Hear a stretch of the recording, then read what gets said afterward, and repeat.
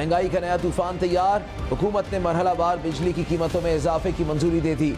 अक्टूबर तक बिजली की फी यूनिट कीमत में 5 रुपए 65 पैसे का इजाफा होगा। बेकारियों की तरह IMF से पैसे मांगता है, जो आपको कर्जा देता है आपको उसके पैर पकड़ने पड़ते हैं। ना अमेरिका ना IMF किसी से बेकारियों की तरह कर्जे नहीं लेने। वो किधर है इमरान खान जो कहता था मैं पैसा नहीं मांगूंगा खुदकुशी कर लूंगा। 22 दफा हम गए हैं IMF के पास। आपसे तो हम जानना चाहते हैं कि आपने 3 साल में क्या किया है। उन्होंने अपने 2.5 साल में कितनी रिपेमेंट्स की थी? 20 ट्रिलियन।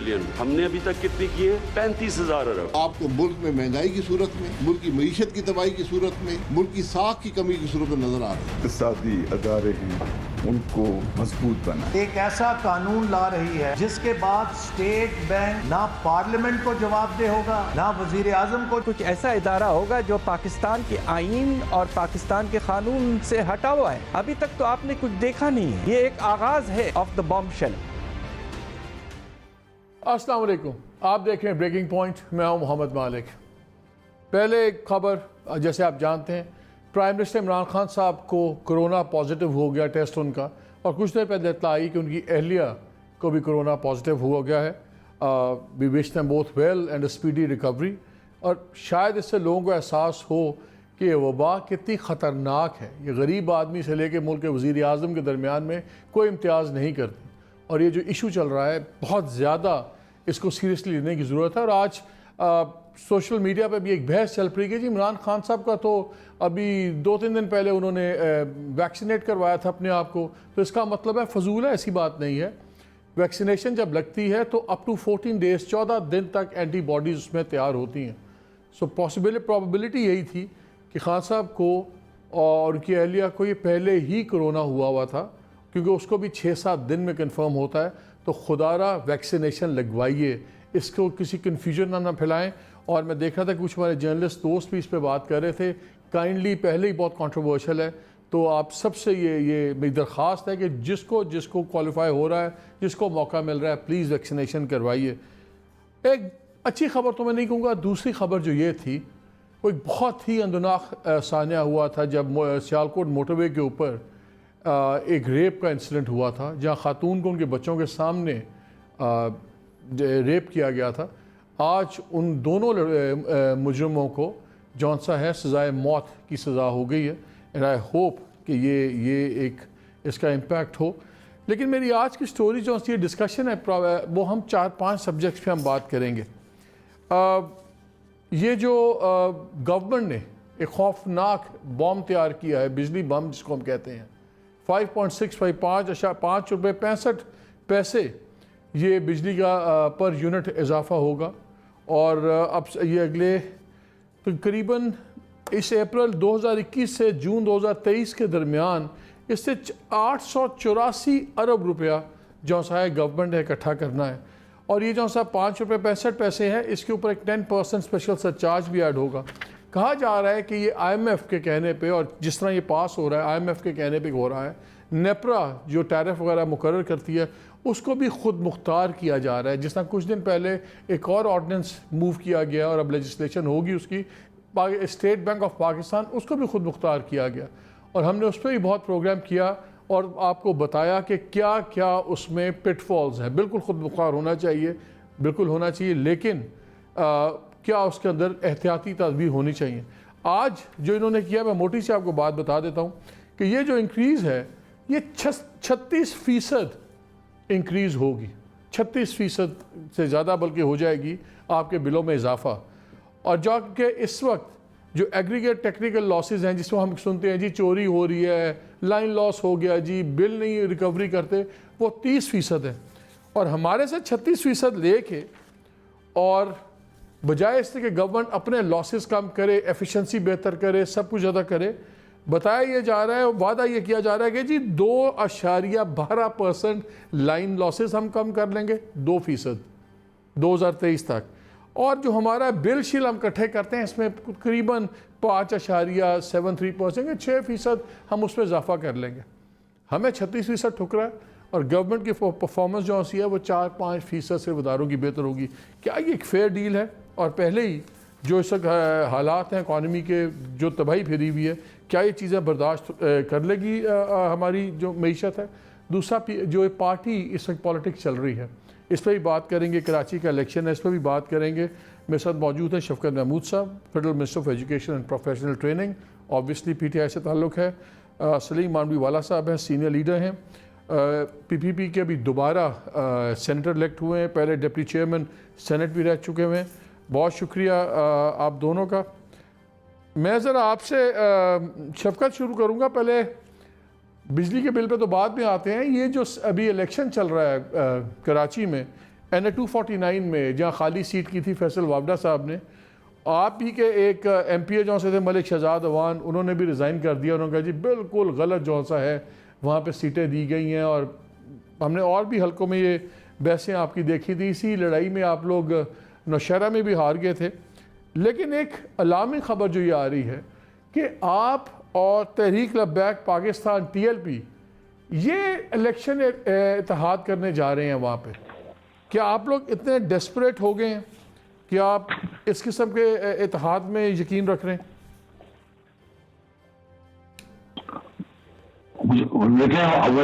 मेरी आवाज बड़ा पोर कलेक्शन है। सॉरी जी शफकत बोलिए। चलें आप उनको रिकनेक्ट कर लेते हैं। In the mean time I ask Salim साहब पास जाते हैं। मानवी साहब, सलीम साहब ये बताएं, मैं फिर दूसरा सवाल आपसे कर लेता हूँ। शफकत अपनी पार्टी का जवाब देंगे आके, उनका कनेक्शन दोबारा कर रहे हैं। ये तय हुआ था PDM के अंदर कि जब भी बाई इलेक्शन होगा तो उस पार्टी को वो दोबारा वहाँ पे PDM का कैंडिडेट होगा जिसने या सबसे जीती हुई सीट हो या रनर अप हो। उस लिहाज से जो ये सीट थी, इस पर आपको याद है शहबाज शरीफ साहब हारे थे फैसल वावडा से बड़े छोटे मार्जिन से।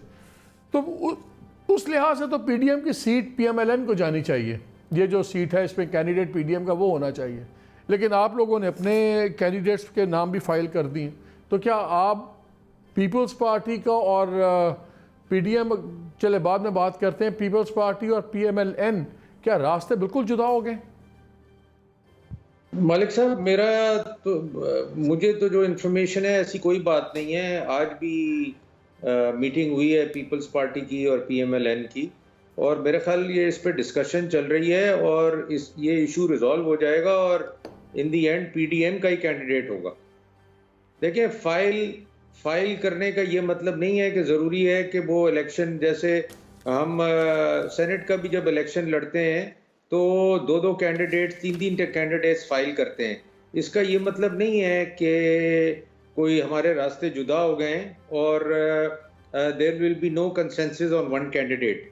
तो ये इवेंचुअली PDM का ही कैंडिडेट इस कॉन्स्टिट्यूंसी से 249 से लड़ेगा और मुझे पूरी उम्मीद है कि इस पे कंसेंसस हो जाएगा। लेकिन आपका तो फॉर्मूला बना हुआ था ना, आपका तो स्टैंडर्ड फॉर्मूला था, फॉर्मेट था कि जी वो आएंगे ऑटोमेटिकली उसको सीट मिल जाएगी। तो इस पर नेगोशिएशंस क्यों हो रही हैं? देखें, इलेक्शन तो आपको लड़ना पड़ेगा ना, रिगार्डलेस सीट मिल जाएगी या नहीं मिल जाएगी, इलेक्शन तो आपको लड़ना पड़ेगा। PTI भी अपना कैंडिडेट फॉरवर्ड करेगी, दूसरी पार्टीज भी अपना कैंडिडेट लाएंगी मैदान में। तो ये कोई सेटलमेंट का इलेक्शन नहीं है। मैं कह रहा हूं जो आपका PDM का फॉर्मूला था कि वो PDM की उसी पार्टी को टिकट मिलेगी जिनकी वो परफॉर्मेंस थी बेस्ट और सेकंड बेस्ट। जी, तो मैं आपको यही बता रहा हूं कि इवेंचुअली यही होगा। अच्छा, अगर आपको अभी नजर आ रहा है कि ये नहीं हो रहा, मगर होगा यही जो आप कह रहे हैं। शफकत साहब कनेक्ट हो गए? सॉरी, अच्छा साहब मेरे ख्याल लाइन पे हैं। खुरम साहब भी आ गए हैं। खुरम साहब भी आ गए। खुरम दस्तगीर से भी हमें ज्वाइन कर लिया। अस्सलाम वालेकुम खुरम। वालेकुम अस्सलाम। ये खुरम वेरी क्विकली, जरा बिजली का जो बम आ रहा है वो गवर्नमेंट कह रही है कि जी हमें तो अब IMF के साथ हमने नेपरा को भी आज़ाद कर दिया है, हमने करना है और हमें मजबूरी है क्योंकि आप लोगों ने इतना बुरा मैस छोड़ा हुआ था उनके लिए कि उनके पास कोई ऑप्शन नहीं था। ये अवाम को अभी बात समझ आ गई है कि इस हुकूमत की नालायकी इतनी गहरी है कि पहले ही ये बिजली का यूनिट जो मुस्लिम लीग नून के दौर में 12 रुपए ऑन एवरेज होता था, इस वक्त 28 रुपए हो चुका है और अब मजीद इसमें 5 रुपए 65 पैसे जमा 10% सरचार्ज जो है, तो ये रफली आपने दुरुस्त कहा कि 36% इसमें इजाफा होगा। तो रफली पाकिस्तान के अवाम ये देख रहे हैं कि उन्हें कम से कम 35-36 रुपए फी यूनिट जो है अब वो मिलेगा। ये वो हुकूमत है जो पहले ही सर्कुलर डेट जो है, गर्दिशी कर्जा, वो डबल से ज्यादा कर चुकी है। इस हुकूमत में जो बिलों की रिकवरी हम 93% पर छोड़कर गए थे वो 88% हो चुकी है और उन्होंने कहा जी हम जरा सी इसको इम्प्रूव कर देंगे। इसी तरह ये जो लाइन लॉसेस जो हैं, जो हम 27% पर छोड़कर गए थे, अब ये 30% हो गए हैं। तो इनकी जो मुईशत को और बिजली के मामलात को मैनेज करने की जो सलाहियत है वो तो बिल्कुल ही अवाम दुश्मन है, वो गरीब दुश्मन है कि भाई आपसे जब नहीं मैनेज हो रहा, आपको समझ नहीं आ रही। कि हमने ये भी देखा है और आपने इस पे काम भी किए हैं कि पिछले मौसम गरबा में और अभी भी जहां सिर्फ नालायकी की वजह से वक्त पर LNG नहीं खरीदी और फिर दुनिया की सबसे महंगी बिजली डीजल के जरिए भी बनाई है इस हुकूमत ने। इस हुकूमत ने फर्नेस ऑयल पे भी बिजली बनाई है और उससे मजीद जो है वो सर्कुलर डेट में टेंस ऑफ बिलियन यानी कई 50-60 अरब रुपए का मजीद इजाफा तो वही हो गया है। तो ये जो इश्यूज हैं ये इंतहाई संजीदा है और ये इनका गवर्नमेंट की मैनेजमेंट से ताल्लुक है, इनका IMF से ताल्लुक नहीं है। मैं इस पे थोड़ा सा 3 महीने इस सब्जेक्ट पे थोड़ी सी हम ब्रेक लेते हैं क्योंकि शफकत का कोई कनेक्शन उनका डिस्कनेक्ट हो गया एंड आई वांट कि गवर्नमेंट का रिप्रेजेंटेटिव हमारे साथ आए तो हम इस पे बात करते हैं। इन द मीन टाइम हम आपकी पॉलिटिक्स पे बात कर लेते हैं। मेरी इत्तला ये है कि सीरियस रीथिंक हो रहा है खुरम आपकी पार्टी के अंदर, लंदन के अंदर जो आपकी पॉलिटिकल स्ट्रैटेजी होगी। मेरी इत्तला के मुताबिक नवाज शरीफ साहब को इतने ज़्यादा खुश नहीं थे, जो बहुत ज़्यादा पींगें बढ़ाई गई बिटवीन पीपल्स पार्टी और PMLN के गड़ी खुदा बख्श भी चले गए, फिर बिलावल खाने पे आ रहे हैं, मरियम खाने पे जा रही हैं। और क्योंकि आपको याद है शहबाज शरीफ साहब ने 1.5 साल पहले ही कहा था कि जी ये जौन सा है ट्रस्टवर्दी नहीं है, तो शहबाज साहब तो खुद अंदर हैं तो इसलिए उनका तो प्रोफेटिक सा हुआ और परसेप्शन ये बन रहा था कि आपके साथ जो हाथ हुआ है इसके बाद एक रीथिंक पॉलिसी होगी। और मियाँ साहब ने शायद मंडे को एक टॉप लीडरशिप की आपकी मीटिंग भी कन्वीन कर ली है जिसको वो खुद चेयर करेंगे और रीथिंक हो रहा है अब तमाम रोल इस चीज़ का। कितनी हकीकत है इन बातों में? जी हकीकत सिर्फ एक बात में है और वो ये है कि जो PDM का आखिरी सरबराही इजलास हुआ था उसमें मोहतरम शरीक चेयरपर्सन नासिफ सरदारी साहब ने जो मियाँ साहब की ज़ात के बारे में बात की थी उससे माहौल भी तल्ख हुआ और हमें उससे ज़रूर दुख पहुंचा। लेकिन जो स्ट्रैटेजी है वो अभी भी ये है कि पीपल्स पार्टी PDM का हिस्सा है और हम उनसे बात करेंगे, हम कोशिश करेंगे कि उनको साथ लेकर चलें इस्तीफों के मामले पर भी और लॉन्ग मार्च के मामले में भी।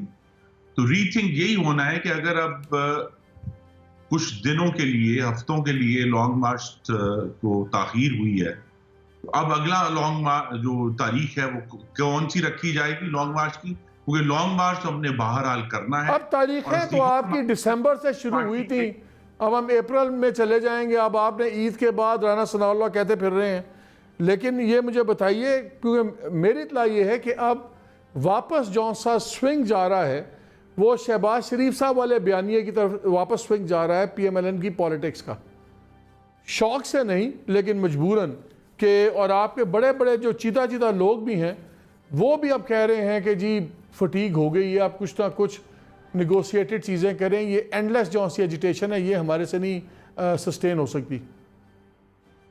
नहीं, मैं बड़े अदब से कहूँगा कि हमारे सीनियर अरकान जिनके साथ PDM के इजलास से पहले वाले इजलास में भी मैं मौजूद था, पूरी तरह मोहम्मद नवाज शरीफ की मुशावरत के साथ हम सब चल रहे हैं और उसमें कोई रीथिंक नहीं है।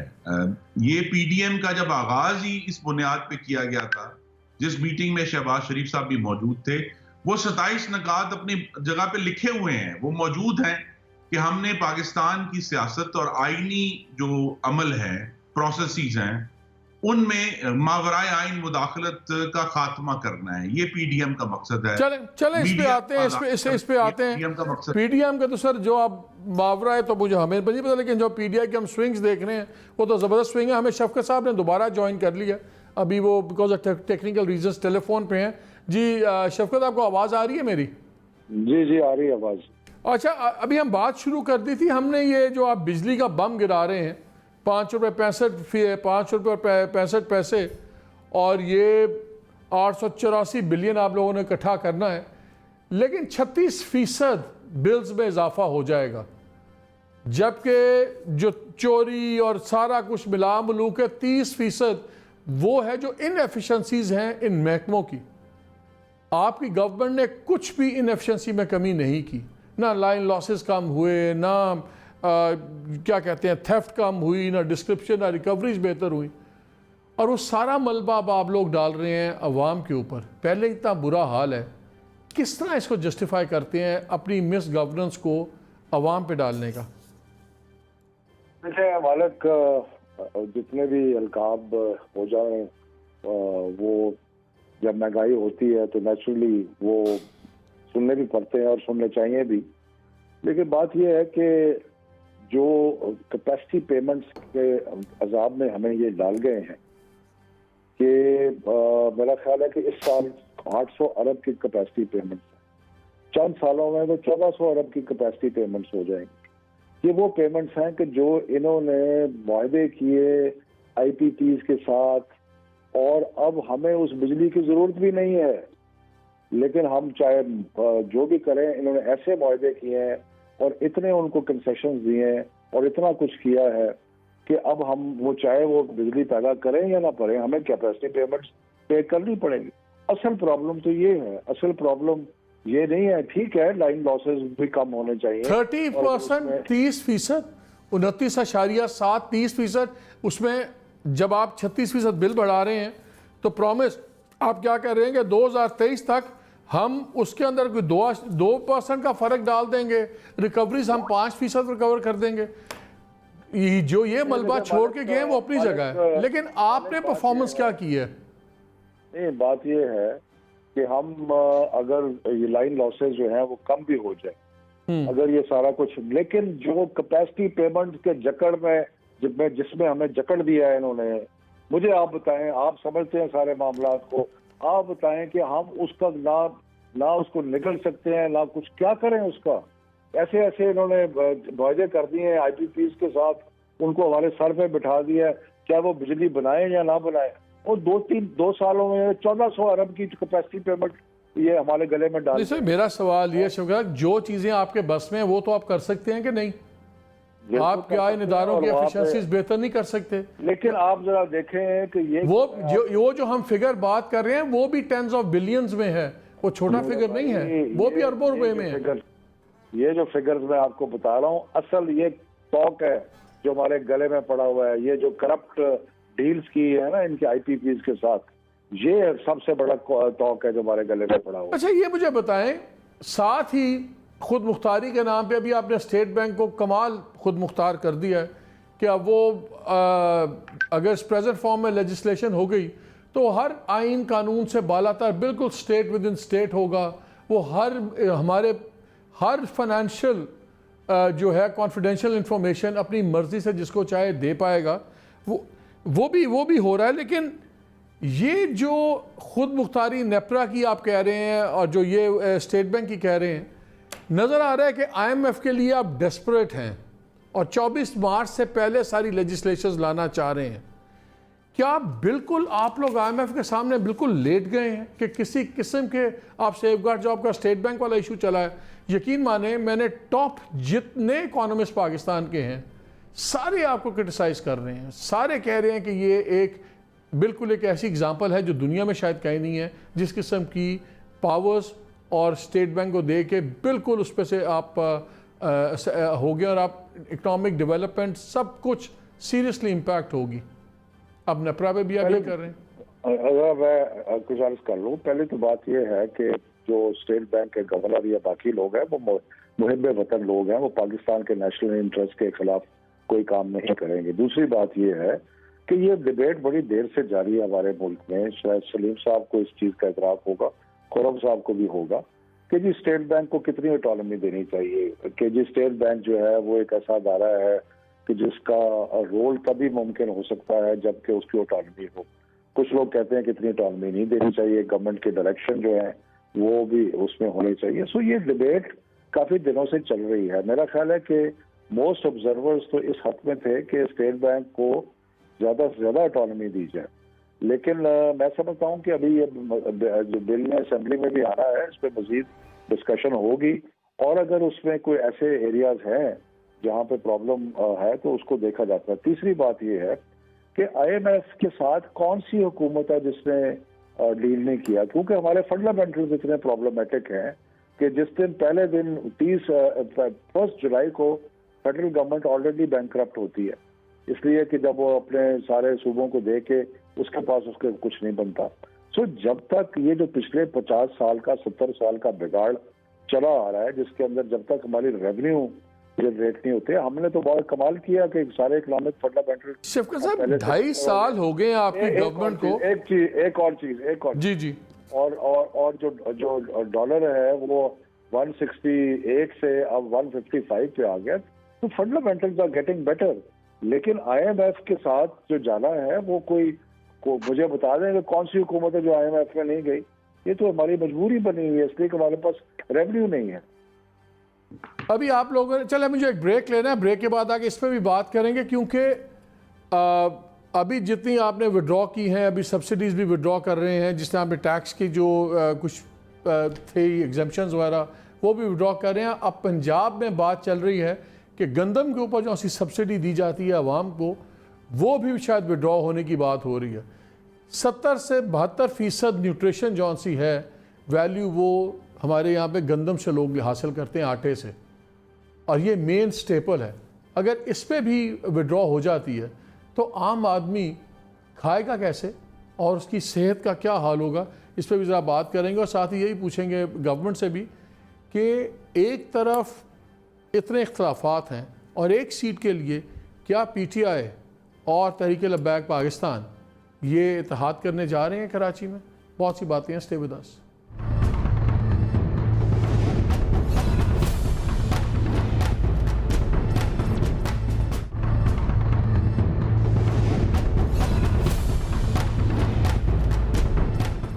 जी सलीम मांडविया सारा ये बताएं, ये जो स्टेट बैंक वाली बात चल रही है और आज तो बिजली वाली जो धमाके हैं वो तो पूरे ही हो रहे हैं, स्टेट बैंक वाली पे आप एग्री करते हैं कि व्यू पॉइंट्स है कि हमने सिर्फ इंडिपेंडेंस दी है और बड़ी जैसे पोर्ट्रे किया जा रहा है जैसे बड़ी नॉर्मल सी चीज़ है?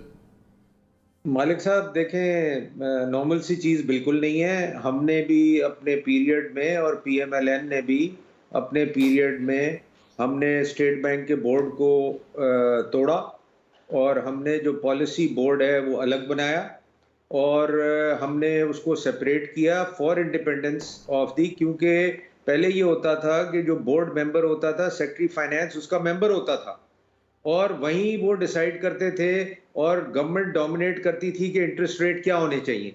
तो we separated that board and now interest rate में जो पॉलिसी बोर्ड है उसमें गवर्नमेंट का कोई आदमी नहीं होता, उसमें इकोनॉमिस्ट होते हैं इंडिपेंडेंटली अपॉइंटेड और स्टेट बैंक के लोग होते हैं और गवर्नर होता है।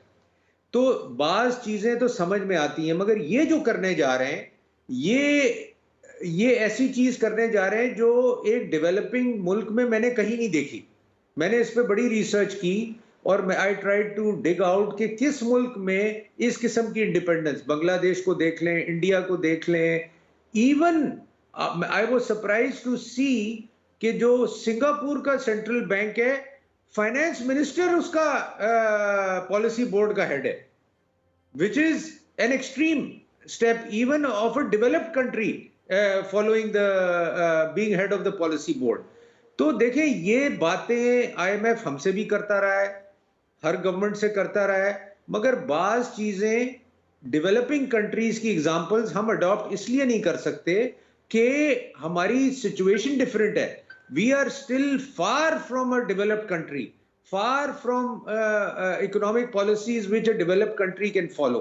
तो मैं समझता हूं कि जो ये करने जा रहे हैं ये अपने लिए मुश्किल कर देंगे, अपने लिए गवर्नेंस, आम आदमी पे क्या फर्क पड़ेगा? मुश्किल हो जाएगी। ये बताएं, आम आदमी की जिंदगी में क्या फर्क पड़ेगा? देखें, आम आदमी की जिंदगी में ये फर्क पड़ेगा कि जो थोड़ा बहुत गवर्नमेंट कंट्रोल कर लेती है, स्टेट बैंक से डायलॉग कर लेती है। अभी देखें जो इंटरेस्ट रेट है, आपने देखा होगा 14% पे चले गए इंटरेस्ट रेट, और उनको नीचे लाने में गवर्नमेंट का रोल था, क्योंकि government had to have a dialogue with State Bank and say कि 14% 13% इंटरेस्ट पे इकोनॉमी कैसे चलेगी पाकिस्तान की? चल ही नहीं सकती, कोई बोरो ही नहीं कर सकता ये पैसा, और इंडस्ट्री चल सकती है। तो मैं समझता हूं कि आप इतनी ऑटोनॉमी दें, जरूर दें, मैं उसके खिलाफ नहीं हूं, मगर इतनी ऑटोनॉमी ना दें कि कल स्टेट बैंक आपको डिक्टेट करना शुरू कर दे आपने कहा इकोनॉमिक पॉलिसीज कैसे चलेंगी। आपने कहा कि पहले भी IMF बात करता था, सब कुछ करता था, इस दफा फर्क क्या है? क्या ये प्राइम मिनिस्टर इमरान खान का नहीं, मेरा सवाल ये है कि क्या ये प्राइम मिनिस्टर का इनएक्सपीरियंस है, या द फैक्ट कि जो गवर्नर स्टेट बैंक हैं वो IMF से डायरेक्टली आए हैं, जो फाइनेंस मिनिस्टर हैं वो वर्ल्ड बैंक से आए हैं? बिल्कुल, IMF गवर्नर स्टेट बैंक तो ऑर्डर लेते हैं IMF से, वो गवर्नमेंट ऑफ पाकिस्तान से थोड़ी ऑर्डर लेते हैं। और अब तो आप डिप्टी गवर्नर भी वहीं से ले आए। तो बेसिकली तो State Bank has been taken over by IMF। और मुझे तो लोग ये बताते हैं कि governor staff is still employed in IMF, he is on a vacation, he is on leave. कौन? And sent to governor Baqir ji. तो मैं आई एम लिटिल सरप्राइज्ड कि इनका यहाँ आना और ये डिमांड्स गवर्नमेंट के सामने रखना, और ये कहना कि नहीं जी अब स्टेट बैंक को ऑटोनॉमी दी जाएगी, स्टेट बैंक को गवर्नमेंट का उससे कोई ताल्लुक नहीं होगा। गवर्नमेंट का कैसे ताल्लुक नहीं होगा? स्टेट बैंक का नोटिफिकेशन तो गवर्नमेंट करती है। शफकत साहब ये क्या बात करें? क्या गवर्नर स्टेट बैंक बाकर साहब लीव पे हैं IMF से? जी, मुझे तो यही बताया गया कि he has never resigned from IMF. He is still an employee of IMF.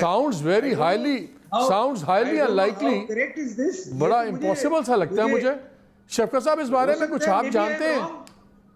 Maybe I am wrong, but what I am trying to say is कि ये जो पॉलिसीज हैं ये हमारी नहीं हो सकती। ये पॉलिसीज कहीं और से आ रही हैं, और ये हमारे वक्त भी आती थी कि जी आप ये कर दें, आप फलाना कर दें, आप ढिमकाना कर दें। तो जो चीजें तो हम कर सकते थे, जो हमें समझ आती थी, हम करते थे। बट जो चीजें were against to bring progress to Pakistan, to bring to revive the economy of Pakistan, to support the economy of Pakistan, वो तो हमने कभी नहीं मानी, और कई दफा हमने प्रोग्राम छोड़ दिया इसी वजह से। Let me take शफकत महमूद से on it. शफकत साहब, आवाज आ रही है आपको?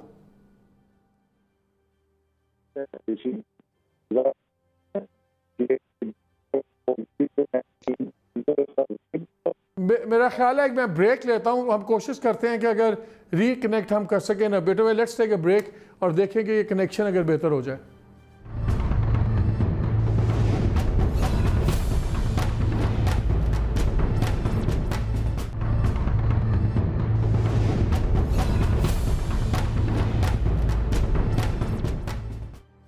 जी, welcome back to the show. हमारा कोई टेक्निकल प्रॉब्लम हुआ है जिसमें शफकत महमूद साहब हम नहीं कनेक्ट कर पा रहे, तो बल्कि आई एम टोल्ड के कनेक्ट हो गए हैं। जी शफकत, आप कनेक्ट हो गए? जी हो गया जी। अच्छा, शुक्र है, अल्हम्दुलिल्लाह। आज तो बड़ा ही प्रॉब्लम रहा आपके कनेक्शन कैसे, सारा प्रोग्राम ऊपर नीचे होता रहा, फ्लो मेरा टोटल तबाह हो गया। लेकिन लेकिन before I lose you to any technicality, मैं एक पहले पॉलिटिकल सवाल आपसे कर लूँ, फिर दूसरा पाऊंगा। पहले मैं बात कर रहा था तो आपका डिस्कनेक्ट हो गया था। बहुत ज़्यादा कराची के अंदर ख़बर है कि PTI बहुत डेस्परेट है और ये इलेक्शन जीतने के लिए जो फैसल वावडा ने सीट छोड़ी थी, आप TLP के साथ जुड़ रहे हैं, और रीज़न उसकी ये है, ताकि नाज़रीन को मैं मेमोरी फ्रेश कर दूं। नाज़रीन, लास्ट टाइम जब वोट्स हुए तो 35,344 वोट लिए थे फैसल वावडा ने, 34,626 वोट लिए शहबाज शरीफ साहब ने, तो वो तकरीबन कोई 750 वोट के डिफरेंस से हारे थे।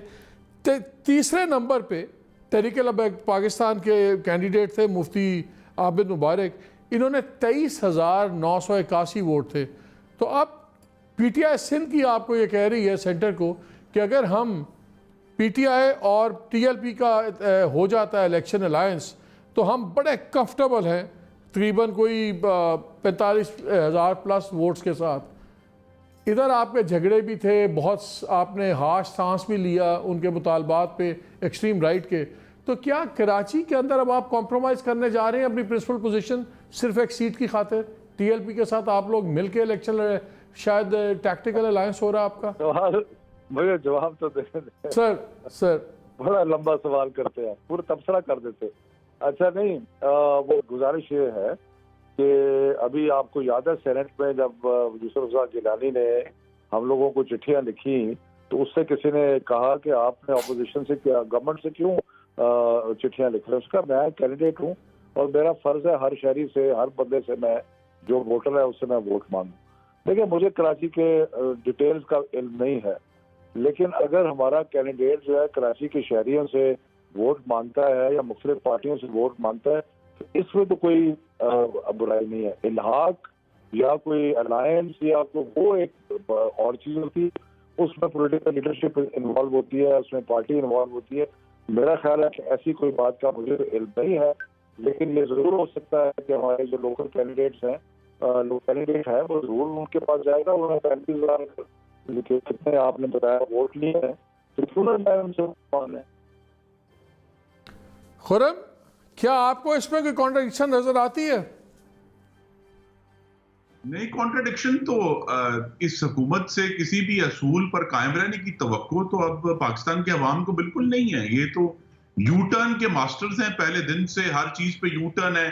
अब अगर टीएलपी से ये इल्हाक करने जा रहे हैं, और ये सिर्फ कराची में नहीं, पंजाब में भी खबरें गर्म हैं कि आने वाले इंतखाब में ये दोनों जो कुव्वतें हैं ये मिलकर इलेक्शन लड़ेंगी। तो ठीक है, सारे birds of a feather flock together, तो ये सब इकट्ठे होके हो जाएं। इन्होंने NA 120 में भी कोशिश की थी जब कलसूम नवाज का इलेक्शन था सितंबर 2017 में, तब भी ये जो है वहां मौजूद थे सारे।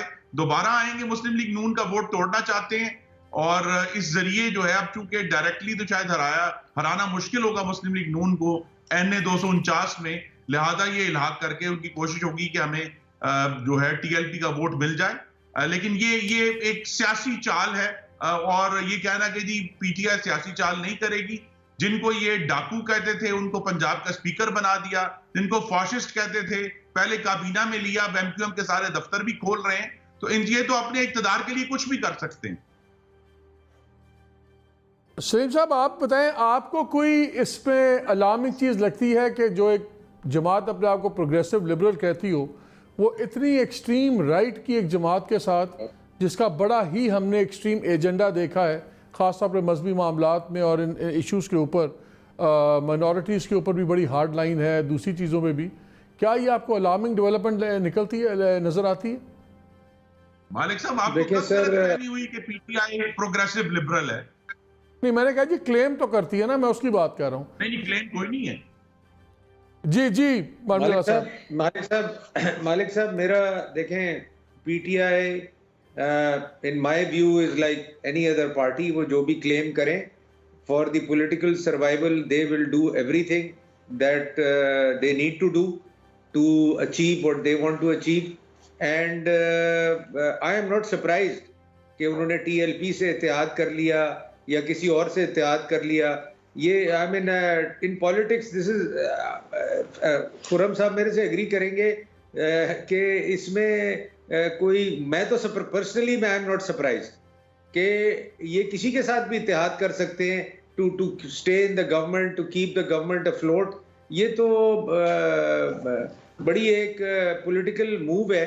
और अगर इन्होंने PML-Q के साथ इत्तेहाद कर लिया, पंजाब में सेनेट की सीट्स, सलीम ये बताएं, ये तो हैं ही बुरे ना। मैं आपके साथ मिल जाता हूँ, मैं कहता हूँ PTI बुरी है, लेकिन आपके बारे में मेरी आज बहुत सीनियर एक लीडर PMLN से बात हो रही थी, उन्होंने बड़ी सख्त बातें की आप लोगों के बारे में, पीपल्स पार्टी के बारे में।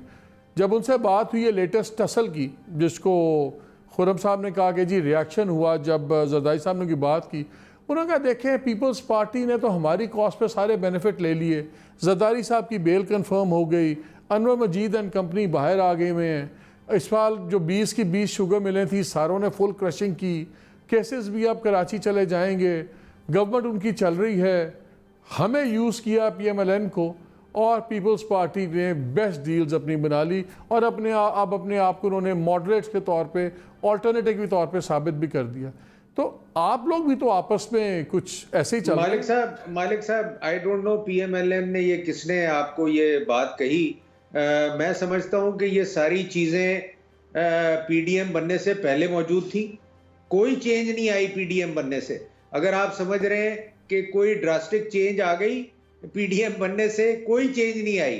पीपल्स पार्टी की पोजीशन वही है और वही खड़े हैं जब PDM बनी थी और आज PDM बनने के बाद। तो if somebody in PMLN feels कि PTI ने पीपल्स पार्टी ने कोई बेनिफिट ले लिया है, मैं नहीं समझता कि कोई बेनिफिट फिजिकली या विजिबली मुझे नजर आया हो पर्सनली कि हमें कोई बेनिफिट हुआ हो। बेल कंफर्म का जहां तक ताल्लुक है वो वैसे ही बेल कंफर्म होनी थी और वो हो चुकी थी PDM से पहले। तो मैं समझता हूं कि अगर ये सोच है किसी की PMLN में कि हमने कोई PDM बना के गवर्नमेंट से एडवांटेज ले रही है, तो मैं समझता हूं शफकत साहब लाइन पे हैं, उनसे पूछ लें अगर हम PTI से हमने कोई एडवांटेज लिया हो या हमने गवर्नमेंट से कोई एडवांटेज लिया हो PDM के साथ ज्वाइन करके, तो मैं शफकत साहब मुझे शफकत साहब की लाइन फिर ड्रॉप होगी, आज तो बस आंख मचोली चलती रही है। मालिक मैं अगर आपको इजाजत दें, जी इशू जो शफकत साहब ने एक रेज किया था कि जी कुछ मुआहदे ऐसे थे बिजली के जिसकी वजह से आज वो मजबूर हैं, तो उन मुआहदों के जो 3 सबसे बड़े बेनिफिशियरी हैं, फायदा उठाने वाले हैं, वो तो मुशीर तजारत हैं, मुशीर पेट्रोलियम है, वजीर इक्तसादी अमूर हैं। तो सबसे बड़े फायदा उठाने वाले IPP के एग्रीमेंट से तो काबीना में बैठे हैं। चीनी का फायदा उठाने वाले काबीना में बैठे हैं, आटे का फायदा उठाने वाले काबीना में बैठे हैं, दवाइयों का फायदा उठाने वाले काबीना में बैठे थे, उनको निकाल के सेक्रेटरी जनरल बना दिया। तो ये सब लोग जो हैं, पेट्रोल का भी जो क्राइसिस हुआ उसका फायदा उठाने वाले काबीना में बैठे। चले काबीना में कुछ चेंजेस की हम बातें सुन रहे हैं खुरम साहब, लेट्स सी क्या होता है। पाकिस्तानियों को मिल रही है। चले वक्त बिल्कुल ख़त्म हो गया एंड अनफॉर्चुनेटली आज हम उस तरह बहस नहीं कर सके कि गवर्नमेंट का व्यू पॉइंट ज़्यादा आ जाता, but technology what can we say. Khurram आपका बहुत शुक्रिया, सलीम मानवी साहब का बहुत शुक्रिया। नाज़ी मैंने शुरू में बात करनी थी फिर भी दरमियान में रहेगी, लेकिन कुछ आपके साथ बड़ी इनसाइड इन्फॉर्मेशन शेयर करने लगा हूँ मैं।